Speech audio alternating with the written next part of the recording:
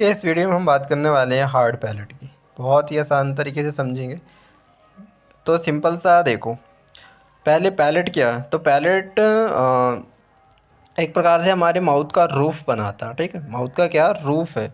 और पैलेंटाइन जो है हमारा ओरल कैविटी और नेसल कैविटी के बीच में पार्टीशियन का काम करता है। क्या नहीं, ऊपर साइड क्या होती है उसकी नेसल कैविटी, नीचे होती है ओरल कैविटी।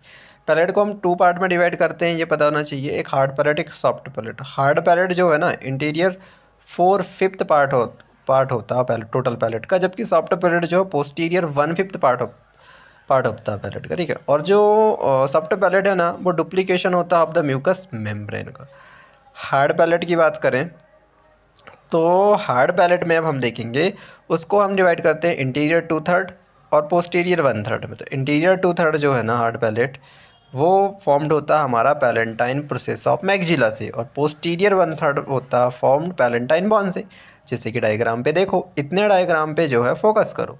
तो इस डायग्राम पे देखो, ये बॉन दिख रही है, ये है हमारी पैलेंटाइन बॉन, और ये है हमारी क्या, इस बॉन को हम बोल सकते हैं पैलेंटाइन प्रोसेस ऑफ मैक्सिला, है ना ये।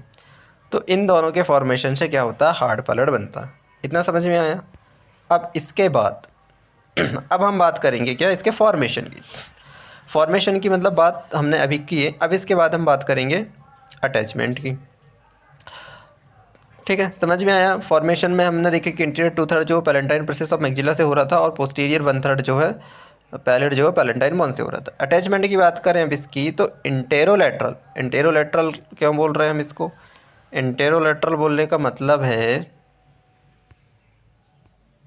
देखो इंटेरोलेटरल मतलब क्या है कि भाई इस डायग्राम पे देखें हम, तो डायग्राम पे क्या एंटीरियर साइड है और लेटरल साइड है जी, है ना। तो ये इंटेरोलेटरल साइड इसको बोलते हैं। तो ये इंटेरोलेटरल किससे है, एल्बुलर आर्चेस बन रहा है यहाँ पर, और गम्स है। तो एल्बुलर गम्स और एल्बुलर आर्च से जो है बाउंडेड है। पोस्टीरियर मार्जिन की बात करें तो किससे बाउंड है ये फ्री है, क्योंकि यहाँ पर क्या है, हमारा सॉफ्ट पैलेट है, फ्री है, एंड प्रोवाइड क्या करता है यहाँ पर, अटैचमेंट टू सॉफ्ट पैलेट, है ना। सॉफ्ट पैलेट से अटैच होता है, सिंपल सा है। सरफेसेस की बात करें तो सिंपल सा, सुपीरियर सरफेस होता है जो नेजल कैविटी पे होता है, इन्फीरियर जो है।